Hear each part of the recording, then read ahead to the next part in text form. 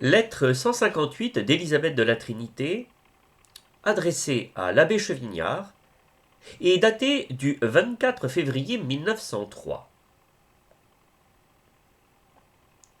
Amo Christum. Monsieur l'abbé, avant d'entrer dans le grand silence du carême, je veux répondre à votre bonne lettre. Et mon âme a besoin de vous dire qu'elle est tout en communion avec la vôtre pour se laisser prendre, emporter, envahir par celui dont la charité nous enveloppe et qui veut nous consommer en l'un avec lui. Je pensais à vous en lisant dans le Père Vallée ces paroles sur la contemplation. Le contemplatif est un être qui vit sous le rayonnement de la face du Christ, qui entre dans le mystère de Dieu, non sous la clarté qui monte de la pensée humaine, mais sous celle que fait la parole du Verbe incarné. N'avez-vous pas cette passion pour l'écouter? Parfois c'est si fort, ce besoin de se taire. On voudrait ne plus savoir faire autre chose que de demeurer comme Madeleine. Ce beau type de l'âme contemplative, au pied du Maître, avide de tout entendre, de pénétrer toujours plus loin en ce mystère du charité qu'il est venu nous révéler.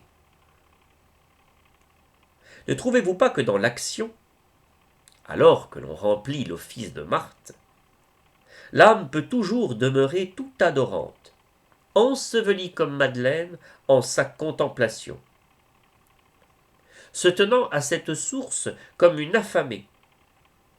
Et c'est ainsi que je comprends l'apostolat pour la carmélite comme pour le prêtre.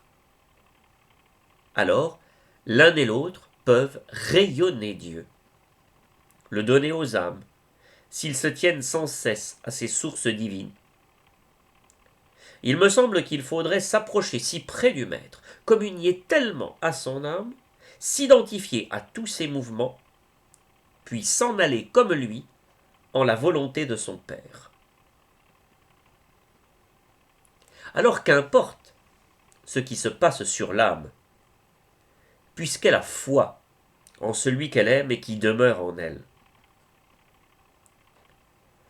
Pendant ce carême, je voudrais, comme dit saint Paul, m'ensevelir en Dieu avec le Christ. Me perdre en cette Trinité qui sera un jour notre vision. Et sous ces clartés divines, m'enfoncer dans la profondeur du mystère.